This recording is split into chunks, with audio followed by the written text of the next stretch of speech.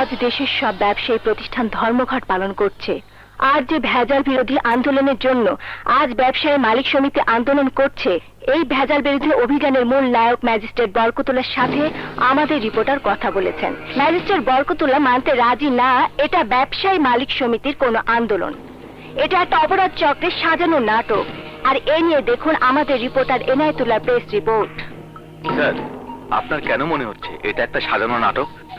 আমাদের ভেজাল বিরোধী অভিযান চলছে প্রায় 4 মাস হয়ে গেল, কিন্তু এতদিন কোনো ধর্মঘট হয়নি। যখনই আমরা মালিক সমিতির সদস্যদের ব্যবসা প্রতিষ্ঠান সিল করতে শুরু করেছি, তখন থেকে ধর্মঘট শুরু হয়েছে। আপনারা ভালো করেই বুঝতে পারছেন, নিশ্চয়ই এর পেছনে কোনো না কোনো কারণ আছে। তবে কারণ যেটাই থাকুক না কেন, আমি আমার নীতিতে অটল। আমার উপর যত চাপই আসুক না কেন, আমি কোনো অন্যায়ের কাছে মাথা নত করব না। আমার অভিযান চলবেই। হাওয়ায় তো সত্যি আমাকে সাইজ করবে। ভাই, বসে থাকলে কাজ হবে না, ওকে শেষ করতেই হবে। তা না হলে ও আমাদের ছাড়খাড় করে দেবে। সত্যি ভাই, ও আমাদের শেষ করে দেবে। আমি কালই আগুনকে দিয়ে ওর মুখে তালা লাগিয়ে দেব।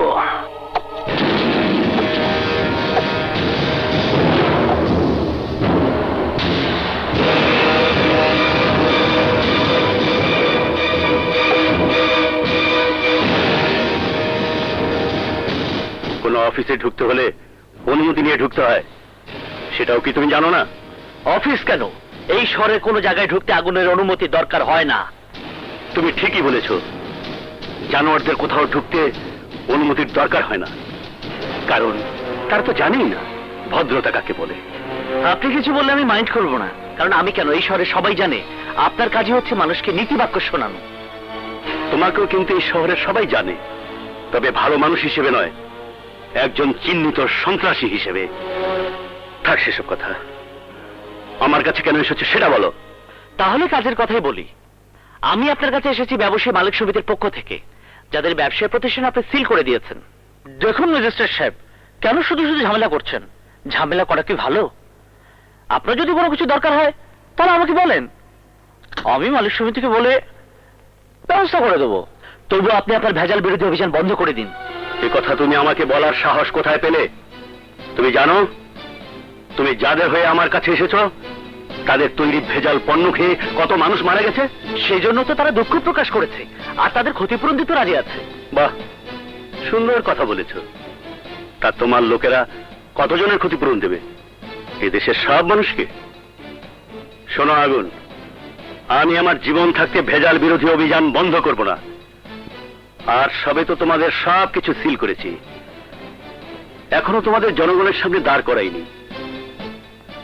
তবে প্রস্তুত থাকো, খুব শীঘ্রই জনগণের আদালতে তোমাদের দাঁড়াতে হবে।